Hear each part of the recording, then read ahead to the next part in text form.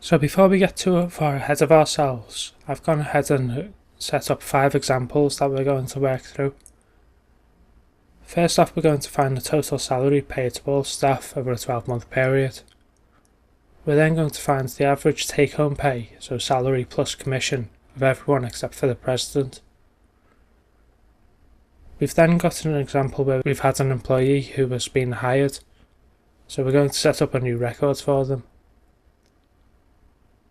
We're then going to give the lowest paid employee a pay rise, and then our new employee doesn't work out for us, and so he gets fired, and we're going to delete his record.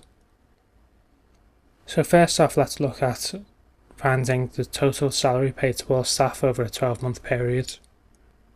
If you recall from our staff database, we've got the salary and the commission. We're only interested in the salary in this instance, and so all we need to do is find the total salary of the salary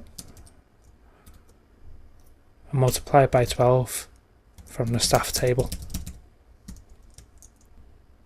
And remember that you can do all sorts of different functions. You're not limited to some.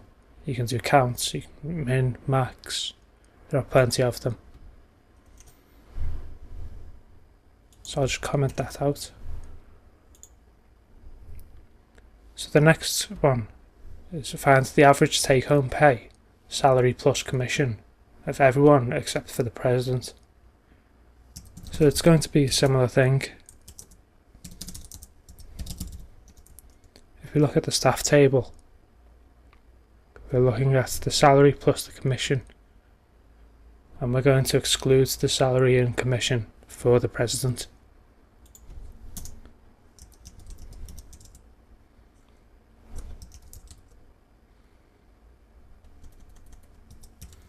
And we're going to look for the average this time, not the sum.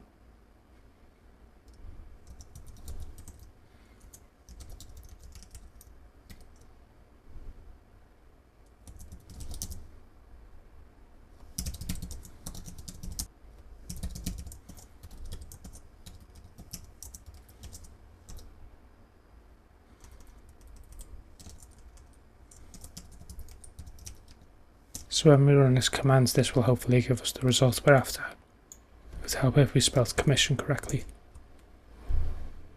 So there's our results for that one.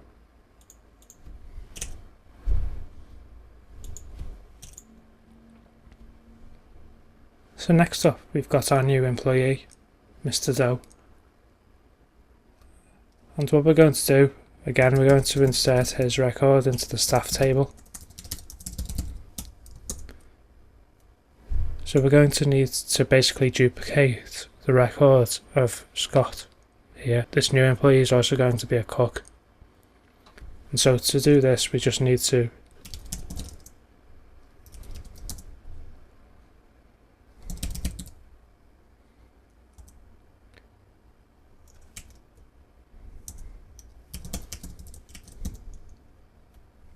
and remember, you can put this across multiple lines. And we could, if we wanted to, omit the actual field names, but we're going to go ahead and do that in this instance just for good practice.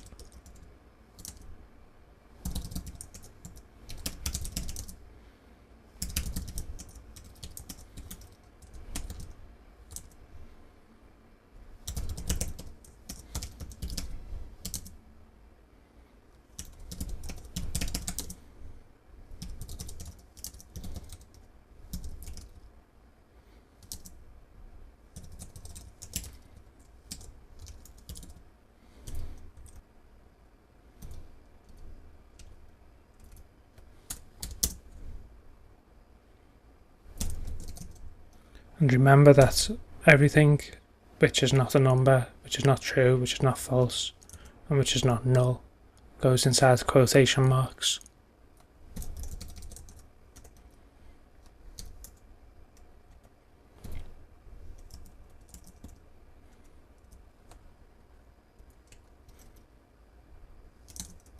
and that includes dates.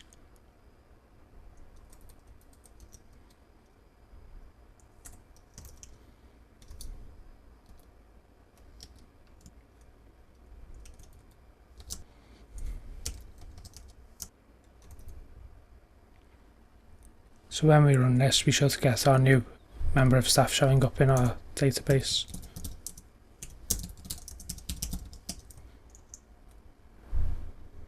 And here he is. So I'll comment all of that out again.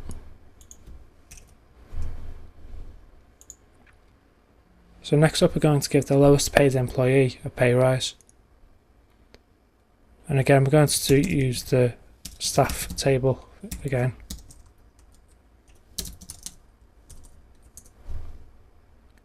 So first off, we're going to find out who the lowest paid employee is. And the easiest way to do that is to use the order.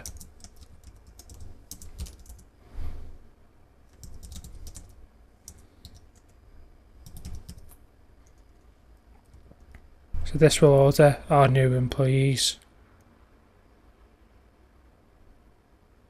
In this case, we're going to use our new employee again, just so that we don't change the database unnecessarily. So now that we've got our new employee, who is our lowest paid employee, we can go ahead and update his record.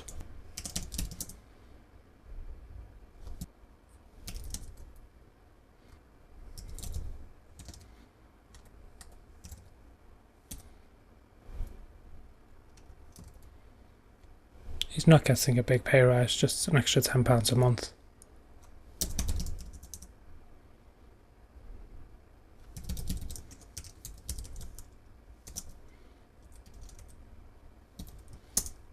That's how we've used the correct format. And then if we display this data again,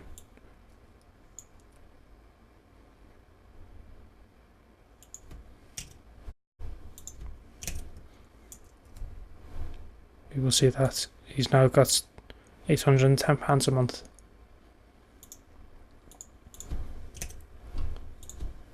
And in our final one, we just need to delete our newest employee.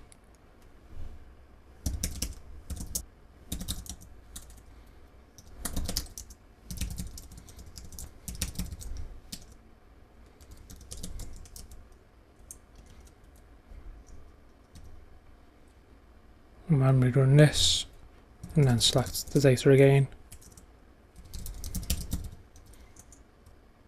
our newest employee has disappeared.